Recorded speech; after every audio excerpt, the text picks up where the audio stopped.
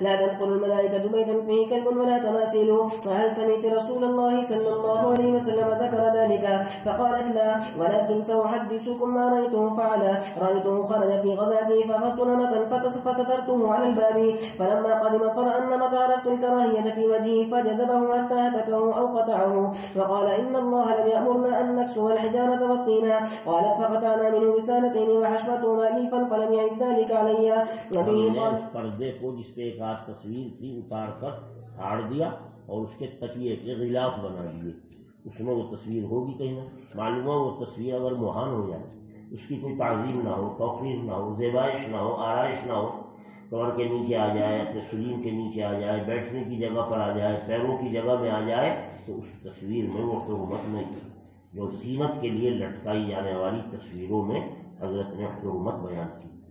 وبه قال حدثني زهير بن حرب قال حدثنا إسماعيل بن إبراهيم عن داود عن نزرة عن حميد بن عبد الرحمن عن سعد بن هشام عن عائشة رضي الله تعالى عنها قالت كان لنا ستر فيه تماثيل طائر وكان الداخل إذا دخل استقبله، فقال لي رسول الله صلى الله عليه وسلم حولي هذا فإني كلما دخلت فرأيته ذكرت الدنيا. قالت وكانت لنا قطيفة كنا نقول علمها حرير فكنا نلبسها. وبه قال حدثني محمد بن المثنى قال حدثنا ابن أبي عدي وعبد الأعلى بهذا الإسناد.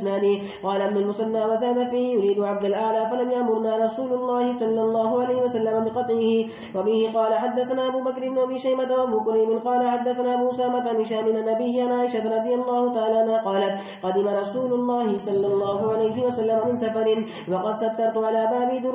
درنوكا فيه الخيل ذوات الأجنحة فأمرني فنزعته. وحدثنا أبو بكر بن أبي شيبة قال حدثنا عبيدة قال وحدثنا أبو كريم قال حدثنا مكي بهذا الإسناد وليس في حديث عبد قدم من سفر. وبه قال حدثنا منصور بن أبي مزاحم قال حدثنا إبراهيم بن سعد عن الزهري عن القاسم بن محمد عن عائشة رضي الله تعالى عنها قالت دخل علي رسول الله صلى الله عليه وسلم وأنا متسترة بقرام في سورة فتلون وجهه ثم تناولنا الستر فهتكه ثم قال إن من أشد الناس عذابا يوم القيامة الذين يشبهون بخلق الله. وبه قال حدثني حرملة بن